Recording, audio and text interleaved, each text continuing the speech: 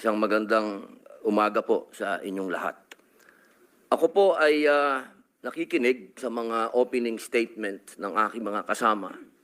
Sila po ay mga batikan na senador, mga abogado, mga kilala na po na nagbibigay ng point of view sa legal na usapin. Ang akin pong pahayag ay naratibo ng isang convicted criminal. Ako po ay convicted. Ako po ay nakulong. Ako po ay nabuhay kasama ang mga kriminal sa Bilibid. At kilala ko po ang underworld. Siguro po, maaring sa ibang bagay, mas maraming nalalaman ang aking mga kasamang senador, pero pag pinag-usapan po natin ang mga kriminal dito sa bayan natin, ako po ang magsasabi sa inyo, napakadami na pong kriminal sa atin na walang puso, ang mga halang ang kaluluwa. Napag-usapan po natin ang mga biktima ng sinasabing war on drugs, pero hindi po natin napag-usapan ang mga biktima ng mga durugista. Kung paano pinapatay ang kanilang mga anak, pinapatay ang kanilang mga asawa, pinapatay ang kanilang kapitbahay. Kung paano sinira ng droga ang mga buhay ng mga pamilya ng OFW. Kung paano po sa loob mismo ng Bilibid, kung saan po ako nakulong ng 3 taon at ginawa ko pang pelikula ito. Ang pangalan po ng pelikula, maaari niyo pong panoorin, Hari ng Selda. Dito po ay binunyag ko na sa loob mismo ng Bilibid ay nagluluto ng shabu. 1998 po yun. Kung bibilangin po natin yung taon na yun, hanggang sa dumating ang Iron Man, ilang taon po yun. Ganun po kahaba ang mga panahon na namayani at talagang naghahari ang mga drug pusher sa Bilibid. Alam niyo po, mga mahal kong kababayan, wala po, totoo po.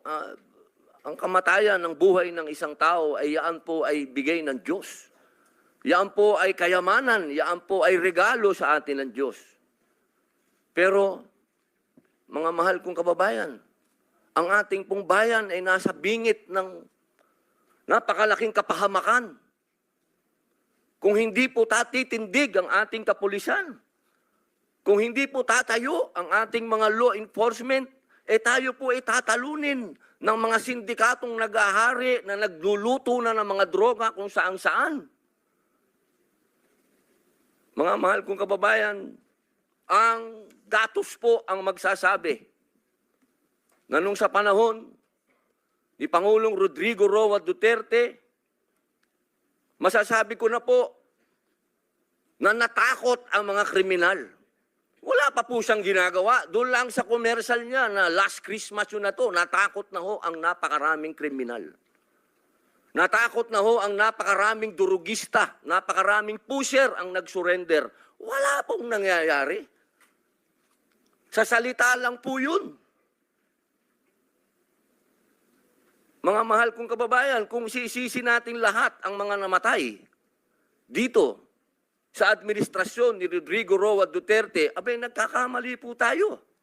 Alamin po natin kung ano ang drug underworld, kung ano ang mga drug syndicates. Ako na po ang nagsasabi sa inyo, regular na po ito tuwing magpapalit ang administrasyon, naglilinis ang mga sindikato. Magkakaroon talaga ng maraming mamamatay dahil naglilinis. Para pagpasok ng bagong administrasyon, yung kanilang mga alagang, mga kriminal, mga alagang, mga pusher, mga tapos na.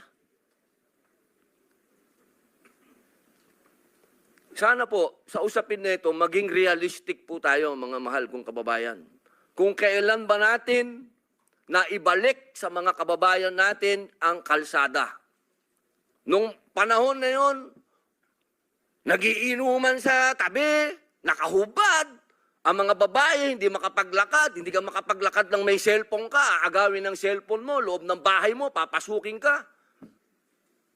Mga kababayan naman, huwag naman nating haluan ng politika ito.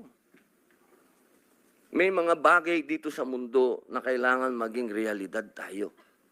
Buong mundo, problema ang droga. Kung walang tatayo para lumaban dito, paano na ang kinabukasan ng mga anak natin? Paano na ang kinabukasan ng bayan natin? Kaya sana po ang inihiling ko sa lahat dito sa pagdinig nito, iwasan ng politika at tingnan po natin kung saan talaga tayo tutungo ang bayan natin. Mga kababayan, lubog na po tayo sa utang, lubog pa tayo sa tubig, pati ba naman sa ganito, lubog pa rin tayo.